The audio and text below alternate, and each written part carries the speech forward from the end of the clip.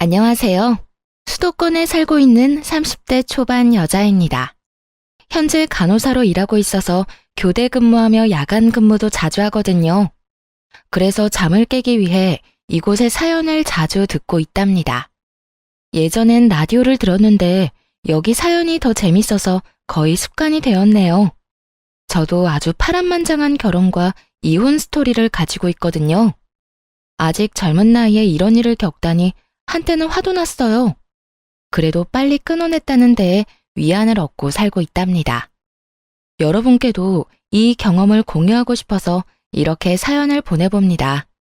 저의 이야기 한번 들어주시겠어요?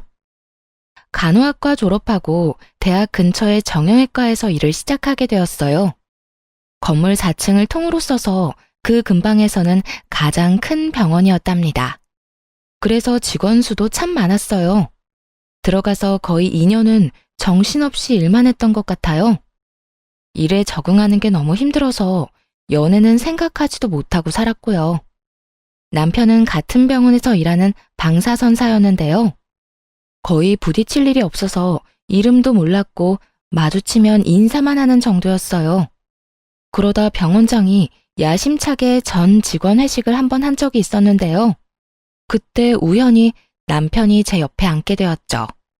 이렇게 아름다운 분이 우리 병원에 계셨다니 몰랐네요. 제가 아까 옆에서 보고 깜짝 놀랐잖아요. 농담도 잘하시네요. 아무튼 좋게 봐주셔서 감사해요. 오늘은 회식한다고 화장을 좀 해서 그런가요? 쌩얼도 엄청 예쁘실 것 같은데요. 아무튼 이렇게 얘기하게 돼서 영광입니다. 우리 앞으로 친하게 지내요. 그 이후부터 남편은 병원에서 만나면 농담도 걸고 종종 커피나 간식거리를 갖다 주면서 수다도 떨고 가곤 했어요. 그러다 같이 밖에 나가서 점심도 먹고 꽁냥꽁냥 썸 타는 분위기가 이어졌죠. 딱 해주는 거 보면 다 눈치채잖아요. 나한테 관심이 있구나. 그런 게 아주 팍팍 느껴지더라고요. 사실 남편의 외모는 제 이상형과는 딴판이었어요. 그래서 처음에는 남편이 대시를 해도 별로 마음에 들진 않았었는데요. 다정하고 유머러스한 모습에 마음을 점점 열게 되더라고요. 직업이 비슷하다 보니까 의지가 많이 됐어요. 환자들 때문에 속상한 일이 있으면 위로도 이해도 잘해줬죠. 또 간호사가 아무래도 여초 직업이다 보니 직장 동료 때문에도 힘들거든요. 나 오늘 막내 간호사 때문에 진짜 너무 힘들었잖아. 무서워서 뭘 물어보지도 못하겠어. 걔 왜 그래? 우리 자기 힘들게. 다음에 또 그러면 나한테 말해. 내가 바로 찾아가서 혼내줄게. 말뿐이라도 병원 안에 내 편이 있다는 게 힘이 되더라고요. 병원 직원들도 우리 관계를 다 알게 돼서 의도치 않게 공개 연애를 2년을 했네요. 모두들 우리가 결혼할 거라고 생각하는 것 같더라고요.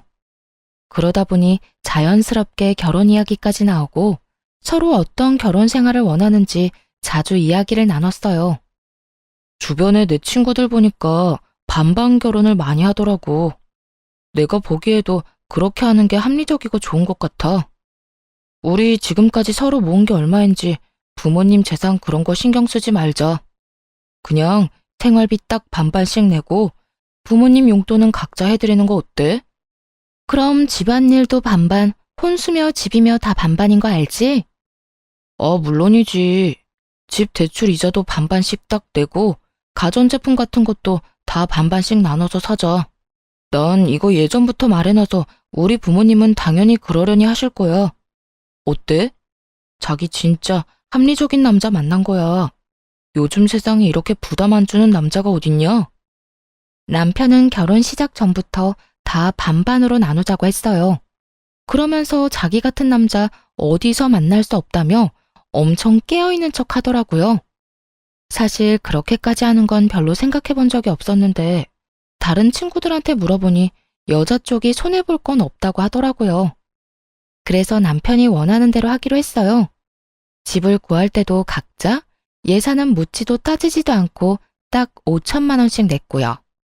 나머지는 다 남편 이름으로 대출받아서 병원 근처 신축 아파트를 매매했답니다. 명의는 당연히 공동명의로 했죠. 결혼식도 축의금으로 모두 계산했고 신혼여행도 반반 내고 예약해서 갔어요. 근데 돈 쓸 때마다 영수증을 악착같이 모으는 남편의 모습을 보니 좀 쎄하더라고요. 그것도 결혼 생활 중 가장 꿀 떨어진다는 신혼여행에서 말이죠. 부모님하고 가족들 드릴 선물도 각자 사자고 해서 그렇게는 했는데 좀 서운했죠. 아니나 다를까 여행 잘 갔다 와서는 할 말이 있다더군요.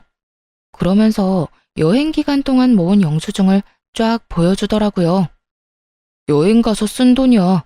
내가 반씩 나눠서 싹 계산했어. 편하게 오늘 환율로 해서 여기 써진 금액 내 계좌로 보내줘. 근데 자기야, 내가 예쁘다고 해서 산 목걸이랑 선글라스도 반반씩이야? 난 자기가 사라고 해서 선물로 사주는 줄 알았는데. 난 여행 가서 아무것도 안 샀잖아. 나라고 뭐 사고 싶은 거 없었겠어? 그리고 목걸이랑 선글라스가 꼭 필요한 것도 아니었고. 아, 됐다. 물론 자기를 위해서 돈 다 내줄 수는 있어. 그럼 그건 내가 다 내는 걸로 할게. 됐어. 내 물건이니까 그냥 내가 다 낼게. 그럼 됐지? 저딴 소리를 하니까 진짜 기분이 확 상하더라고요. 연애 때는 쓸데없는 것도 잘만 사다 안겨주고 하더니만 어떻게 결혼하니까 무조건 네 건 네 거고 내 건 내 거가 될 수가 있나요? 더 어이가 없는 건 제가 다 낸다고 하니까 말리지도 않고 가만히 있었다는 거예요. 그 모습에 정이 좀 떨어졌네요. 결국 제가 산 물건들은 그 돈을 다 내는 걸로 했죠. 그렇게 신혼여행에서 쓴 돈을 바로 남편 계좌로 보냈습니다. 그리고 이 계좌번호로 매달 월급 받으면 생활비랑 대출이자 넣어줘. 매달 남은 돈은 확인해보고 반씩 나누든지 아니면 다음 달로 넘기자. 그것도 나중에 정하면 될 것 같아.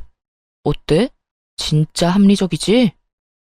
그래, 자기가 이렇게 칼 같은 사람인 줄 몰랐네. 알았어. 자기가 원하는 대로 한번 잘해볼게. 그렇게 돈을 반반씩 철두철미하게 나누는 사람이니 집안일도 반반씩 딱 잘하는지 한번 지켜보기로 했어요. 그러던 어느 날 신혼여행에서 돌아온 지 2주 정도 지났을 때였습니다. 남편이 엑셀 파일로 쫙 정리한 집안일 목록을 보여주더라고요. 요즘 인터넷에 집안일 반반 목록이 이렇게 있더라고. 우리한테 필요한 것만 더 적어서 만들어봤어. 혹시 자기가 하려나 하고 기다려봤는데 전혀 생각 못하는 것 같더라고. 그래서 마음 넓은 내가 먼저 딱 만들었지. 아, 난 이런 것도 만들어야 되는지 몰랐네. 떨떠름한 표정으로 남편이 만든 집안일 목록을 살펴봤어요. 얼마나 세분화가 잘 되어 있던지 아주 놀랐네요. 예를 들어보면 빨래가 그냥 빨래로 끝나는 게 아니었어요. 세탁기 돌리기, 빨래 널기, 빨래 접기, 옷장에 넣기, 이딴 식으로 분류해놨더라고요. 특별히 자기 먼저 하고 싶은 거 골라. 난 남은 거 할게. 나 같은 남편 진짜 없다. 아유, 고마워라. 아주 눈물나게 고마웠네요. 저는 직업상 교대 근무를 하거든요. 근데 남편은 방사선사라서 6시면 칼퇴근을 해요.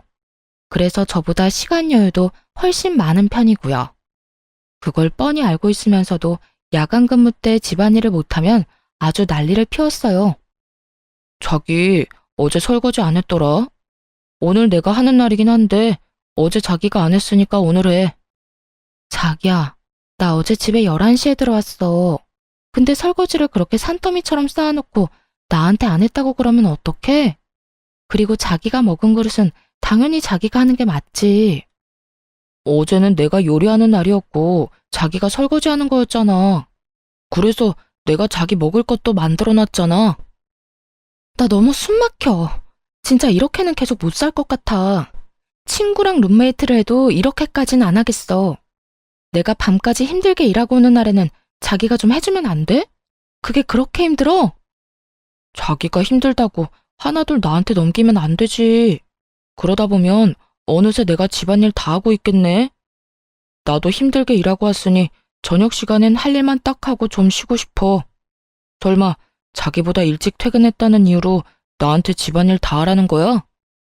그런 말이 아니라 서로 사정을 좀 봐주면서 유도리 있게 하자는 거지. 난 자기가 힘들 때 더 할 수 있어. 우리 사랑해서 결혼한 부부 아니야? 근데 무슨 군인이나 룸메이트보다 못한 사이 같아. 내가 너무 힘드니까 좀 도와달라는 거잖아. 자기가 이렇게 나올 줄 알았어. 그래서 내가 규칙까지 딱 만들어 놓은 거야. 나한테 슬슬 떠넘길까봐 나중에 딴 말 못하게. 한번 무너지기 시작하면 한도 끝도 없어지는 거 알지? 힘들어도 그냥 반반씩 하는 거 지켜줬으면 해. 아, 그래. 당신 마음 잘 알았어. 앞으로 어떻게 반만 딱 하는지 제대로 보여줄게. 매몰찬 남편의 태도에 얼마나 서운한지 눈물까지 나더라고요. 언젠가 이런 시의 구절을 본 적이 있어요. 내가 너를 위해 해줄 수 있는 건 대단한 게 아니고 아침에 일어나 말없이 해주는 설거지다. 사랑하는 사람과 함께 살면 그런 마음으로 배려하면서 살아야겠다고 생각했거든요. 그래서 오랫동안 마음속에 간직했던 구절이었는데 이렇게 남편이랑 설거지 하나로 피 터지게 싸울 줄은 몰랐네요. 결국 점점 마음의 문을 닫고 남편이랑 똑같이 행동하기 시작했답니다. 요리를 해도 딱 제 몫만 해서 먹었고요. 빨래도 제 것만 골라서 빨고 정리했어요. 하루는 감자탕이 너무 먹고 싶어서 퇴근길에 딱 1인분만 사와서 먹고 있었어요. 남편도 감자탕을 좋아하는데 냄새를 맡고는 얼굴이 환해져서 들어오더군요. 근데 자기 몫이 없는 걸 보자 표정이 확 굳더라고요. 이렇게 유치하게 나올 줄은 몰랐네. 먹는 거로 이렇게 치사하게 굴 거야? 반반 결혼을 전혀 다르게 이해한 것 같은데 일단 두고 볼게. 두고 보긴 뭘 두고 봐. 내가 생각하는 반반은 이런 거야. 이왕 할 거면 확실하게 해야지. 아침에 국에 반찬 딱 차려주면 맛있게 먹고 설거지만 하는 게 무슨 반반인가요? 설거지하는 게 어렵나요? 아침에 일어나서 밥하고 국 끓이는 게 어렵나요? 자기는 세탁기랑 건조기만 띡 돌리고 제가 다 개야 하는데 그게 반반인가요? 누구 한 명 양보하지 않으니 이렇게 찬바람 날리는 결혼 생활이 이어졌답니다. 야간 근무하고 집에 온 어느 날이었어요. 남편이 혼자 야식까지 신나 시켜 먹고는 설거지를 해놨더라고요. 그게 뭐가 문제냐고요? 정말 웃긴 게 뭔지 아시나요? 제가 아침에 사용한 물컵 한 개만 싱크대에 덩그러니 남아있었다는 거예요. 그걸 딱 보니까 지금 결혼 생활의 현수소 같다고나 할까요? 현타가 딱 찾아오더라고요. 저 인간은 컵 한 개를 설거지해줄 만큼 날 위해주지도 아껴주지도 않는구나.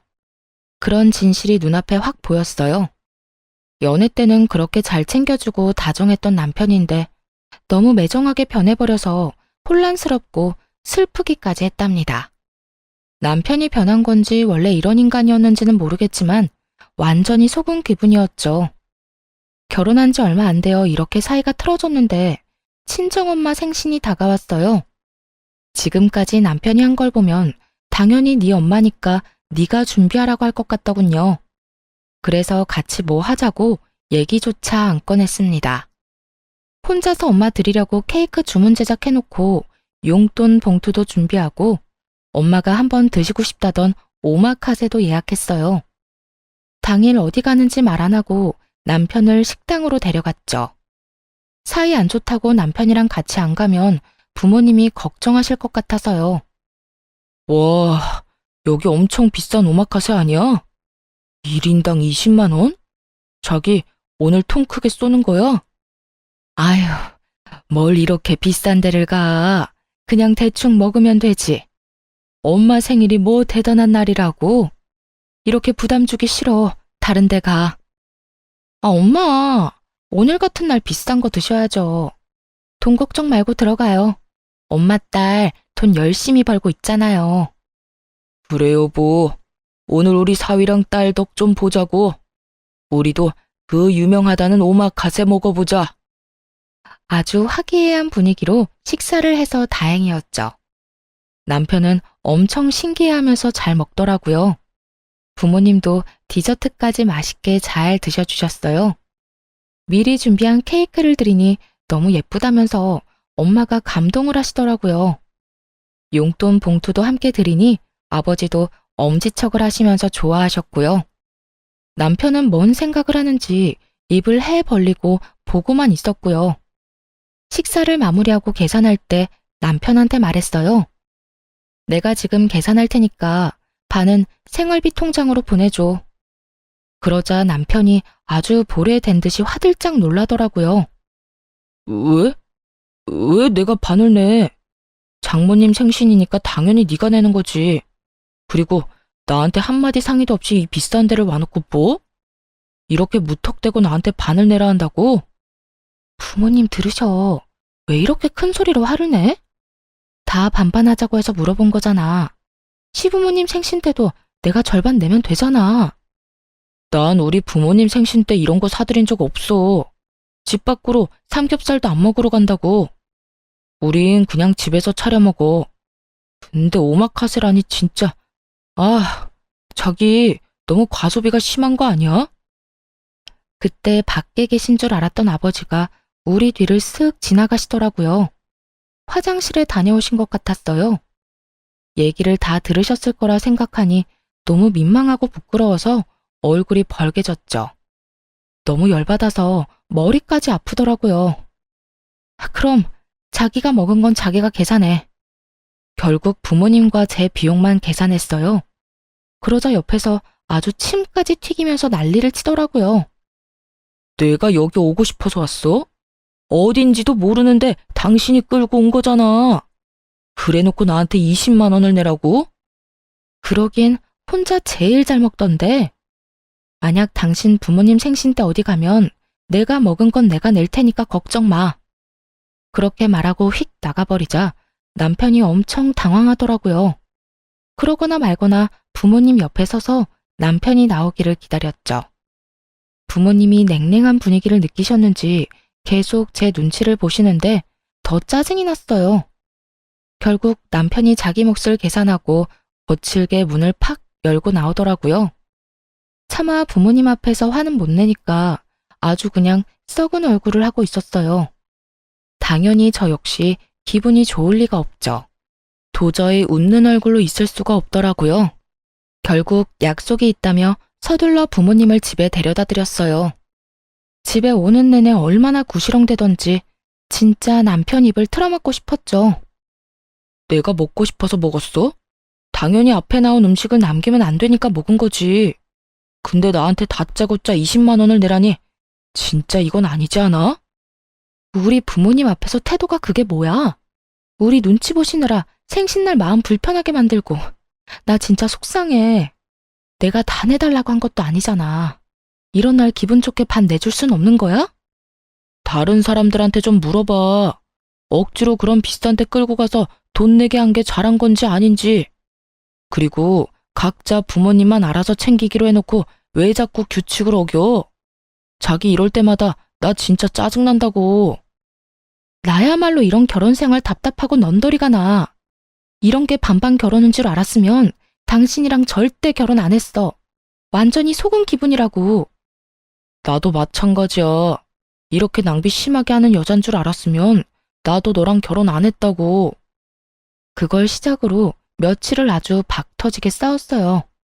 결혼한 지 6개월도 안 됐는데 집에 들어가기가 싫더라고요. 퇴근했는데도 밖에서 한참 서성이다가 들어간 적도 많아요. 다들 이렇게 사는 건지 아님 내 결혼만 망한 건지 이런 고민 어디에 말하기도 부끄러워서 혼자 벙어리 냉가슴 앓듯 끙끙댔답니다. 엎친 데 덮친 격으로 병원에서도 힘든 일이 이어져서 더 지쳐갔어요. 가장 고참 간호사랑 말다툼을 했는데 그 후로 그 간호사가 못살게 굴었거든요. 케어가 힘든 환자를 일부러 맡기거나 힘든 스케줄만 골라서 일하게 하는 둥 너무 서럽고 힘들게 하더라고요. 한참 선배라서 감히 대들지도 못했죠. 여러분도 뉴스에서 가끔 들어보신 적 있을 거예요. 몇몇 간호사들 사이에 태움 문화라고 감정적으로 진짜 힘들게 하거든요. 신입 간호사 시절에는 이것 때문에 한 달 중 20일은 화장실에서 울었어요. 경력이 쌓이면서 좀 나아졌나 했더니 이 나이에 다시 괴롭힘 당할 줄은 몰랐네요. 요즘 병원에서 너무 힘들어. 나 지금 수간호사랑 사이 안 좋은 거 자기도 알지? 다른 애들까지 다 선동해서 나랑 말도 못하게 하더라. 나 이번 달에 주말마다 출근하는 거 알지? 너무 힘들어서 진짜 우울증 걸릴 것 같아. 당신만 힘든 거 아니야. 나도 말을 안 해서 그렇지 병원에서 엄청 힘들어. 그 정도도 못 견디면 되겠어? 수간호사랑 얼른 풀어. 계속 이래봤자 당신만 손해야. 풀긴 뭘 풀어. 이미 미안하다고 말도 해보고 선물도 줘보고 나도 할 만큼 했어. 근데도 나만 계속 못 살게 군다고. 무릎 꿇고 싹싹 빌기라도 하라는 거야? 아니, 솔직히 수간호사 사람 좋아 보이던데 당신이 어떻게 했으면 그렇게까지 해? 당신 문제라고는 생각 안 해봤어? 이참에 한번 당신 태도를 반성해봐. 나한테 하는 것만 봐도 암튼 보통은 아니지. 같은 데서 일하니까 분위기가 어떤지 뻔히 알면서 모르는 척 저딴 소리나 해대는 남편이 밉기만 했어요. 그리고 설사 제가 잘못한 부분이 있다고 쳐요. 그래도 남편이면 편들어주면서 위로를 해주는 게 맞지 않나요? 그게 부부고 가족 아닌가요? 지금 아내가 일방적으로 왕따를 당하고 있는 건데 남편이 말로라도 좀 위로를 해줬으면 덜 서러웠을 것 같아요. 그렇게 부당한 대우를 받으며 거의 6개월을 버텼답니다. 그 사이에 밥도 잘 안 넘어갈 정도로 심적으로 너무 힘들어서 살이 엄청 빠졌어요. 남편은 제가 마르든지 말든지 여전히 자기 먹을 것만 사와서 혼자 처먹더군요. 결국 견디다 못해 그 병원을 관두고 다른 곳으로 이직을 하기로 결심했어요. 그 계획을 남편한테 말했더니 아주 난리를 치더군요. 당신이 애야? 그런 일로 병원을 관두게? 관두면 또 언제 다른 병원 찾을 건데. 빨리 이직을 해도 한두 달은 걸릴 거 아니야. 이참에 6개월 정도 쉬면서 천천히 좋은 데로 찾아볼게. 나 몸도 마음도 너무 힘들어서 좀 쉬고 싶어. 그리고 당신도 맨날 입만 열면 이렇게 바쁜데 언제 아기 갖냐고 그랬잖아. 여기서 지금 아기 얘기가 왜 나와? 아기는 여유가 돼야 키우는 거지 뭐 거저 키워? 당신이 6개월 쉬면 그동안 생활비며 이자며 다 어떡할 건데? 설마 나한테 다 내라고 하는 건 아니지? 역시나 그놈의 돈 얘기가 나올 줄 알았어요. 하지만 이미 다 생각해둔 게 있었죠. 걱정하지 마. 내가 다달이 내야 하는 생활비랑 이자는 꼭 줄 거니까. 당신이야말로 내가 집에 있는다고 집안일 더 시킬 생각이나 하지 마. 내 걱정은 말고 당신이나 확실히 해. 그것만 잘 지킨다면야 당신이 이직하는 건 반대하지 않을게. 그래도 명심해. 난 외벌이 가장 될 생각은 전혀 없어. 다음 직장 빨리 새로 구하는 게 좋을 거야. 나한테 피해줄 생각은 절대 하지 마. 남편이란 인간이 피해라도 입을까봐 전전긍긍하고 계산하는 꼬락선이라니. 진짜 오만정이 떨어졌답니다. 힘드니까 그만두라든지 그동안 고생 많았다든지 그런 소리는 못 해줄 망정 말이에요. 지긋지긋했던 병원을 그만두니까 점점 안정이 되고 몸도 정상으로 돌아오더라고요. 이 와중에도 남편한테 책 잡히기 싫어서 돈은 아주 제 날짜에 다 보내줬거든요. 그래도 자기는 출근하고 저는 집에서 노니까 아주 배알이 꼬였나 보더라고요. 집에서 쉰 지 한 달 정도 되었을 때 남편이 슬슬 잔소리를 하기 시작하더군요. 새로운 데 알아보고 있는 거 맞아? 맨날 핸드폰이나 들여다보고 있는 것 같은데 사람이 그렇게 퍼져 살면 안 돼. 좀 일찍 일어나서 운동이라도 하든가. 나 일찍 일어나는 거 습관돼서 당신보다 일찍 일어나는데 뭔 소리야. 나름대로 생산적으로 지내고 있으니까 걱정하지 마. 그렇게 빈둥대면서 지내지 말고 생산적으로 살아. 집에 있으니까 청소 좀 하든지 화분을 정리하든지. 아니 힘들게 일하고 온 남편을 위해서 특별 요리를 준비해보겠다는 생각은 안 해? 어디 보자. 오늘이 수요일이니까 내가 빨래 건조기 돌리는 것까지 하네. 그리고 안방 화장실 청소하면 되고. 밥은 나 혼자 해먹으면 되니까. 그래, 설거지는 내가 그냥 다 할게. 됐지? 참나. 당신 혼자 먹는데 당연히 당신이 설거지를 해야지. 그리고 집에서 하루 종일 놀면서 좀 더 일할 수도 있는 거 아니야? 예전과는 상황이 달라졌잖아. 당신 왜 그렇게 점점 야박하게 굴어? 무슨 소리야. 오늘 당신이 저녁 설거지 하는 날이잖아. 내가 특별히 다 한다는데 오히려 고맙다고 해야 되는 거 아니야? 우리가 이렇게 산 게 하루 이틀도 아닌데 왜 뜬금없이 서운하대? 그리고 왜 갑자기 나한테 밥을 해달라는 거야? 자기가 그런 소리 하니까 너무 이상하다. 자기처럼 합리적인 사람이 왜 그래? 그렇게 선수를 치자 남편이 차마 더는 말을 못하고 입술만 들썩이더군요. 그러다가 휙 째려보고는 출근하더라고요. 그 꼴을 보고 고소하다 싶었죠. 그렇게 한 달 정도 더 지났을까요? 시모의 생신이 코앞으로 다가왔습니다. 뭐 그러거나 말거나 어차피 할 건 아무것도 없으니 상관도 하지 않고 있었어요. 근데 생신까지 일주일 정도 남은 날 시모가 전화를 하더라고요. 집에서 논다면서 어쩜 안부 전화 한 통이 없어? 이번 주 주말에 뭐 어떡할 거니? 네? 이번 주에 왜요? 어디 가시는 거예요? 어머 얘, 민망하게 이런 말까지 해야 되니? 내가 전화하기 전에 네가 알아서 준비하고 말해줘야 되는 거 아니야? 일주일 후에 내 생일인 거 창진이가 말 안 해? 며느리인 네가 집에서 생일상을 차려줄 건지 아니면 나가서 먹을 건지 알려줘야지. 아, 곧 어머니 생신인 거 당연히 알죠. 그건 창진 씨가 다 준비한다고 걱정 말라고 하더라고요. 그래서 저도 어떻게 준비가 돼가는지 모르겠네요. 서프라이즈로 어머님 놀라게 하려고 그러나 봐요. 어머, 그래? 한 번도 지 엄마 생일 챙기지도 않더니 결혼하고 나서 효자 됐나 보네. 알았다. 그럼 창진이한테 물어보마. 남편은 곧 자기 엄마 생신인 줄도 모를걸요. 시모의 전화를 받았는지 남편이 퇴근하고 오면서 씩씩 숨을 쉬며 화를 내더라고요. 당신, 우리 엄마한테 내가 생신 준비한다고 그랬어? 왜 그런 말을 해서 엄마 기대하게 만들어? 어머님이 나한테 뭘 준비했냐고 물어보시는데 그럼 뭐라고 대답을 해? 당신 어머니니까 당연히 당신이 준비하는 거잖아. 그래서 사실대로 말씀드렸는데 도대체 뭐가 문제야? 당신은 며느리가 돼서 그렇게 말하면 안 되지. 더군다나 나는 매일 일하고 당신은 지금 놀고 있잖아. 그럼 한가한 사람이 좀 준비하면 되는 거 아니야? 당신은 우리 엄마 생신 때 꽃 한 송이도 안 사드렸잖아. 그러면서 뭐라고 했어? 생신이며 효도는 각자 알아서 챙겨드리자며? 근데 왜 말도 안 되는 소리야? 며느리랑 사위가 같아? 며느리는 며느리만의 도리가 있잖아. 그러니까 당신도 뭐라도 준비를 해야지. 그래, 식당은 내가 다 결제할게. 대신 당신은 장모님께 드렸던 그런 케이크 하나 준비해줘. 그거 예뻐서 우리 엄마도 좋아하시겠더라. 며느리랑 사이가 왜 달라? 그렇게 반반 좋아하면서 갑자기 왜 꼰대 아저씨 같은 말을 하실까?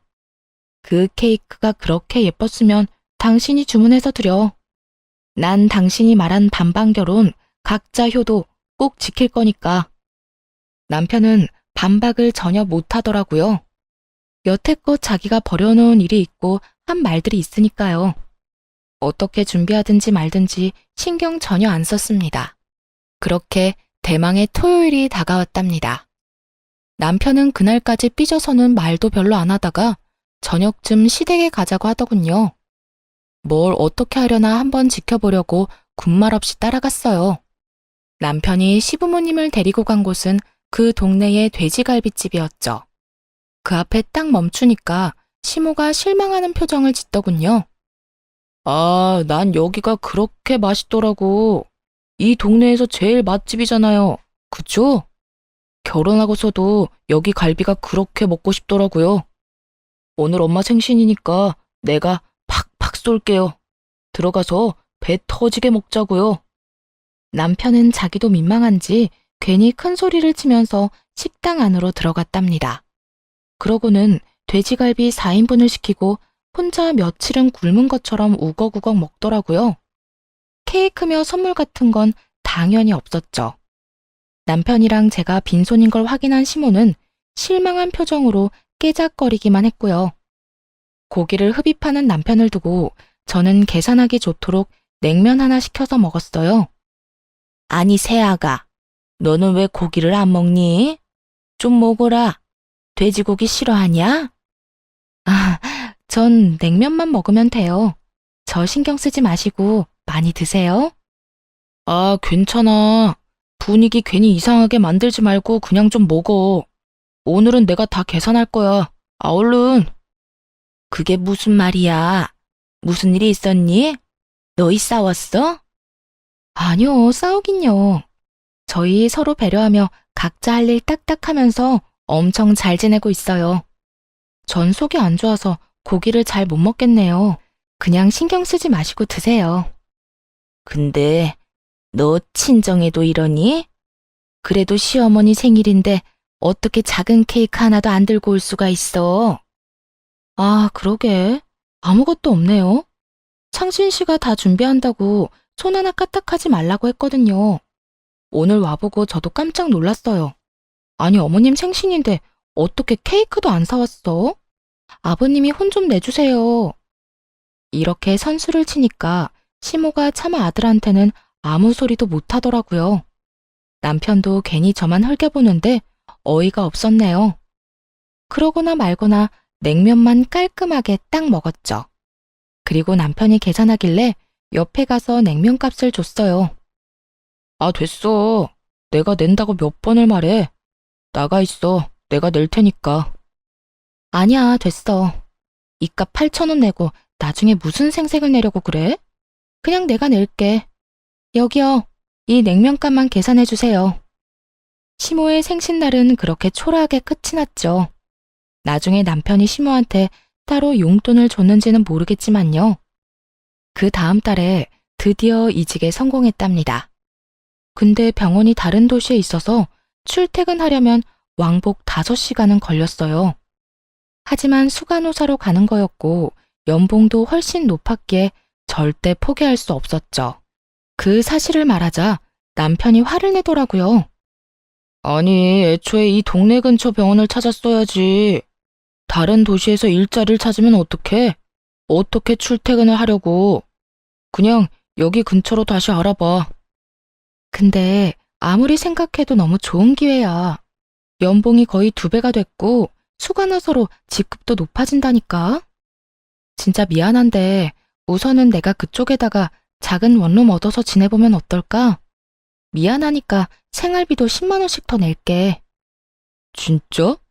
생활비 더 낸다고? 뭐 연봉이 2배라니까 좀 아깝긴 하네. 자기랑 떨어져서 지내는 건 너무 싫은데 어쩔 수 없지. 그 병원이 별로라 금방 그만둘 수도 있으니까 우선은 한번 해봐. 내가 응원할게. 자기가 이렇게 이해해주다니 진짜 고마워. 내가 토요일마다 꼭 올라올게.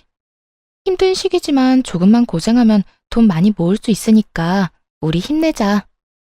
생활비도 더 내고 돈을 많이 번다고 하니까 역시나 반대는 안 하더라고요. 그렇게 새로운 병원으로 출근을 했어요. 근처에 저만의 작은 아파트도 마련했답니다. 새로운 환경에서 새롭게 일을 하니까 한 달은 정신없이 흘러가더라고요. 원룸에서는 그냥 잠만 자고 토요일에는 집으로 가 남편과 시간을 보냈죠. 일요일 저녁에는 다시 원룸으로 와서 출근 준비를 했고요. 그런 생활이 2달 정도 이어졌습니다. 그 정도 시간이 지나니까 새로운 병원 일에도 적응이 많이 됐어요. 다행히도 새 병원은 전에 다니던 데보다 더 자유롭고 부드러운 분위기였어요. 더군다나 수간호사로 간 거였기 때문에 좀 더 편한 분위기를 만들려고 노력했죠. 전에 다니던 곳처럼 한 사람을 따돌리고 괴롭히는 짓에 넌더리가 났거든요. 알 거 다 아는 다 큰 성인들이 무슨 고등학생 일진도 아니고요. 그러다 보니 다른 간호사들과 직원들이 좋아해주고 점점 따르는 게 보이더라고요. 병원에서 인정받으니 일도 더욱 즐겁고 더 잘해야겠다는 욕심이 생겼답니다. 일이 안정되었으니 이제는 인생도 제대로 돌려놔야겠다는 생각이 들었죠. 그래서 남편한테 전화를 했어요. 미안한데 이번 주 토요일에는 못 갈 것 같아. 갑자기 당직 설 일이 생겼어. 다음 주에 내가 가서 맛있는 거 사줄게. 괜찮아? 그래? 그럼 괜찮지. 주말까지 일하느라 자기가 더 힘들겠다. 나 걱정하지 말고 푹 쉬고 다음 주에 봐. 이해해줘서 고마워. 역시 나 생각해주는 건 자기뿐이네. 집에 별일은 없지?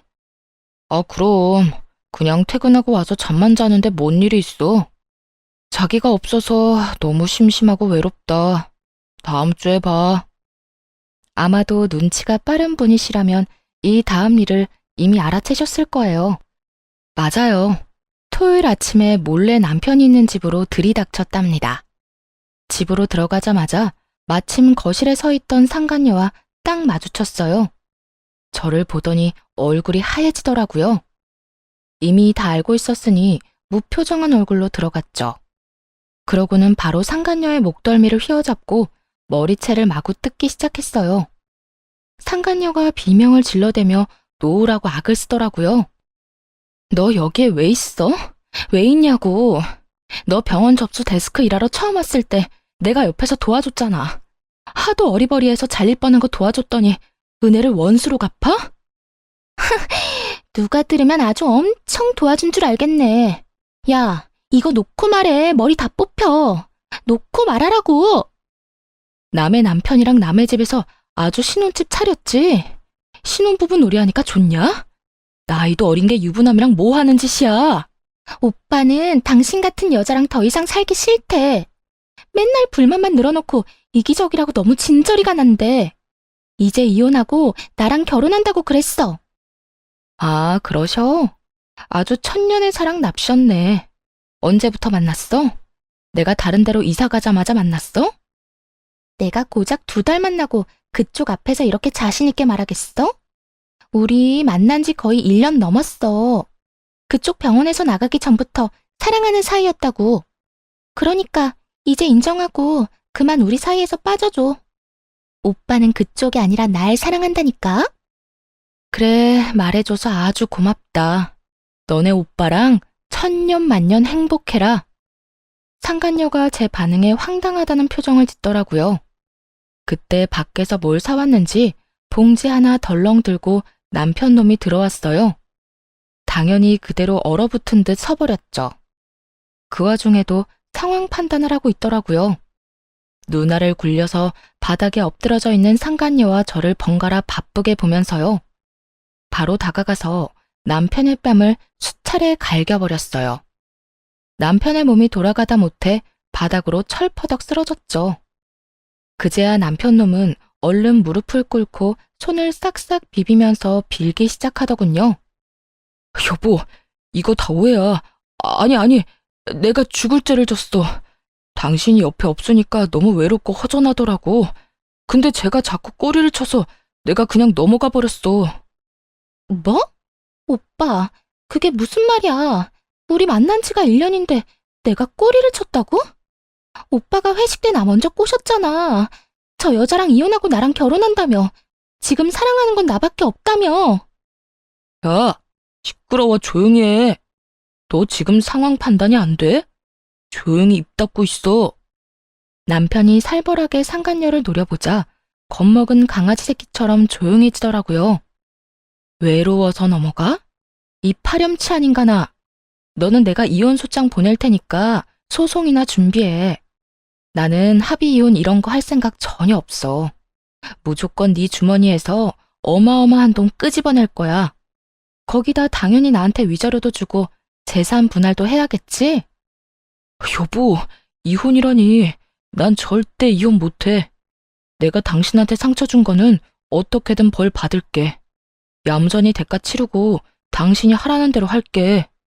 그렇게 좋아하는 반반 나누기 이번에는 못할 것 같은데 어쩌니? 아무래도 내가 네 돈을 더 많이 가져갈 것 같은데. 네가 싸질러 놓은 똥 네가 처리하는 거니까 너무 억울해하지는 말고 우리 법정에서 보자. 그렇게만 말하고 유유히 그 집구석에서 나왔답니다. 문 뒤에서 남편놈이 악쓰는 소리와 물건 부서지는 소리가 들리더라고요. 사실 이직하기 전부터 남편놈이 바람을 피우고 있다는 걸 알고 있었어요. 가뜩이나 수간호사 때문에 힘들어 죽겠는 상황이었는데 동료 간호사가 이런 말을 했거든요. 내가 이 말 해야 되나 진짜 고민 많이 했는데 그 데스크에 민지 씨 있잖아. 자기 남편이랑 밖에서 같이 커피 마시는 거 몇 번 봤거든? 아휴, 말하는 게 잘하는 짓인지 모르겠다. 뭔데요? 둘이서 커피 마신 게 다예요? 알고 있는 거 다 말해줘요, 언니. 그럴 수 있다고 넘기려고 했는데 어젠 글쎄 팔짱을 끼고 있더라고. 내가 보다가 도저히 안 되겠어서 말하는 거야. 이 말을 듣는데 진짜 너무 화가 나면서도 수치스럽더라고요. 얼마나 나를 우습게 봤으면 다른 직원들이 보는데 팔짱을 끼고 시시덕거렸을까? 그것도 공개 연이나 다름없이 연애하다가 결혼까지 해놓고. 사실을 알고 나니 눈에서 불꽃이 튀더라고요. 그때부터 두 연놈을 지켜보면서 증거를 모으기 시작했답니다. 남편 블랙박스를 확인해보니 역시나 상간녀는 데스크 직원 맞더라고요. 일을 도와줄 때 들었던 목소리가 똑같았어요. 남편 놈이 잘 때 핸드폰도 봤는데 다 삭제한 건지 증거될 만한 건 찾지 못했어요. 근데 어느 날 남편이 화장실에 들어갔다 한참 후에 나오는데 좀 쎄하더라고요. 그래서 몰래 화장실을 뒤져봤더니 역시나 수건들 뒤쪽에 세컨폰을 숨겨놨더라고요. 못 찾을 거라 생각했는지 비밀번호도 안 걸어두었고요. 그 덕분에 증거를 쉽게 찾을 수 있었죠. 둘이 아주 딱 달라붙어서 찍은 사진이 넘쳐나더군요. 더 화가 나는 건 뭔지 아세요? 남편이 상간녀와는 풀빌라며 호텔이며 비싼 데는 다 다녔다는 거예요. 저한테는 그렇게 반반씩 하자 노래하며 커피 한 잔 사는 것도 아까워하던 인간이요. 심지어 상간녀 생일엔 명품 지갑까지 사다 바쳤더라고요. 제 생일에는 어땠냐고요? 당연히 케이크 하나 안 사왔죠.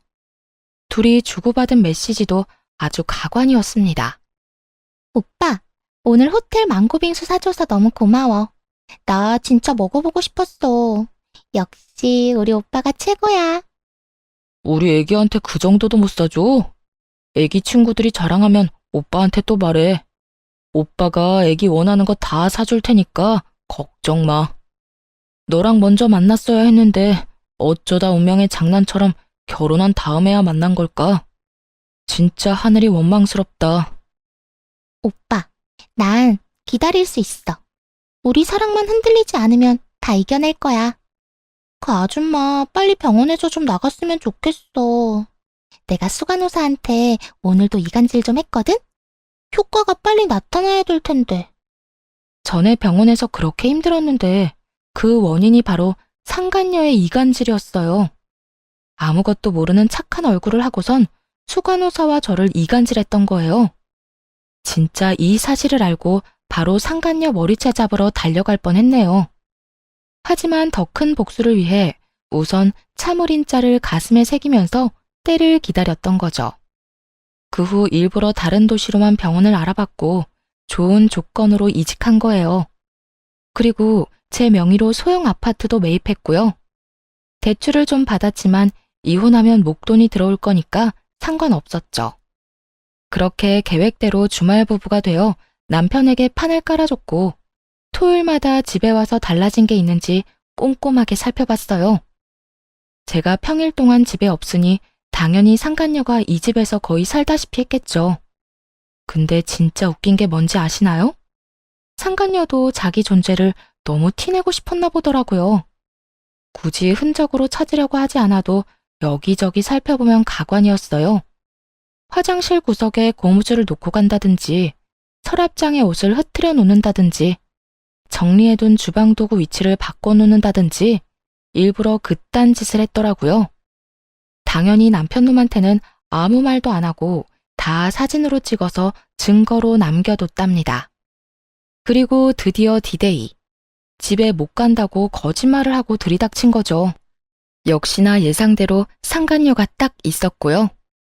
마지막 증거를 위해 녹음기를 켜고 집에 들어갔거든요. 상간녀가 머리채를 잡힌 채 남편놈이랑 바람 피운 얘기를 술술 늘어놓은 덕분에 고스란히 저한테 유리한 증거로 남길 수 있었네요. 그렇게 바로 이혼 소송에 들어갔답니다. 물론 상간녀 손해배상 청구도 같이 했죠. 하지만 여기에서 끝내줄 수는 없겠죠. 앙큼하게 저의 직장 생활을 엉망으로 만든 게 바로 그 상간녀니까 말이죠. 큼직한 전지를 사서 두 연놈을 찍은 사진을 다 붙이고 둘이 바람 피웠다는 내용을 대문짝만하게 써서 잘 보이는 곳에 딱 붙여놨답니다. 어디에 붙였기는요? 제 전 직장이자 두 사람이 지금 일하고 있는 병원 문 앞이죠. 당연히 남편놈이 전화를 해서 난리를 피웠죠. 당신, 이게 무슨 짓이야? 아니, 내가 잘못을 했어도 직장에다가 이런 짓을 해? 지금 병원 난리 났다고. 게다가 민지는 임시직이어서 오늘 바로 잘렸어. 난 병원장이 지금 권고사직 말하고 있고. 아무리 그래도 남의 밥줄까지 끊으면 어떡해? 쫄쫄 굶고 살라는 거야? 나야말로 너 같은 쫌생이 쪼다 만나서 인생 말아먹을 뻔했어. 나한텐 조각 케이크 하나 안 사준 주제에 걔한텐 아주 별것 다 사줬더라. 꼴에 신혼여행 때도 안 간 풀빌라까지 갔던데. 이참에 둘이 행복하게 사셔. 아, 걔한텐 반반 노래 좀 하지 마라. 당장 도망간다. 야, 너 말 다 했어? 내가 바람 피운 건 잘못했다 쳐.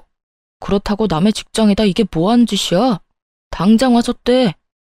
내가 왜? 그거 내가 붙인 거니까 그대로 놔둬. 내 허락 없이 떼기만 해봐. 기물 파손죄로 신고해버릴 거니까. 이 파렴치한 인간아. 바람 피운 주제에 뭐가 그렇게 당당해? 내가 정말 어이가 없어서. 네 잘못들은 네가 제일 좋아하는 돈으로 갚게 될 거야, 이 못된 인간아. 그 전화를 마지막으로 다시는 전 남편 놈의 연락을 받아주지 않았습니다. 그 인간이랑 1분 1초도 더는 엮이기 싫었거든요. 소송이 시작되고 모든 연락은 변호사를 통해서만 했습니다. 소송이 길어져도 상관없다는 마음으로 스트레스 받지 말고 살자고 다짐했거든요. 어차피 그 인간이 유책 배우자니까 당연히 승소할 거였으니까요. 상간녀 손해배상에서도 승소했고 많지는 않지만 1,000만 원 받았네요. 그래도 아직 20대인 상간녀 입장에선 꽤 큰 돈이고 상간녀 인생에 지울 수 없는 기록을 남겼다는 게 중요한 거죠. 변호사 말로는 남편 놈이 이미 그 여자랑 헤어졌다며 선처를 바란다고 했다더군요. 일하던 병원에서 잘리고 근처 병원까지 소문이 파다하게 나서 재취직이 어렵다네요. 그래서 남편 놈이 오랫동안 백수로 지내니까 여자가 도망갔다더라고요. 그렇게 사랑한다더니 금세 마음이 바뀐 게 참 웃겼어요. 둘이 아주 잘 어울리는 바퀴벌레 한 쌍이라 결혼해서 잘 살기를 바랬는데 말이죠. 9개월 정도 시간이 흐르고 이혼 소송에서도 승소했어요. 남편 놈한테 위자료 2,000만 원 받았고 같이 살던 집은 팔아서 절반은 챙겼죠. 받은 돈으로 지금 사는 아파트 대출 거의 대부분을 갚았네요.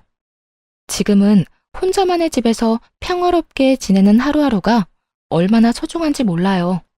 전 남편 놈은 아직도 백수인 채 집도 절도 없어서 결국 부모님 집으로 들어갔대요. 그 인간이 생활비 달라고 닥달하고 뭐든 반반씩 하자고 말할 때마다 서러웠는데요.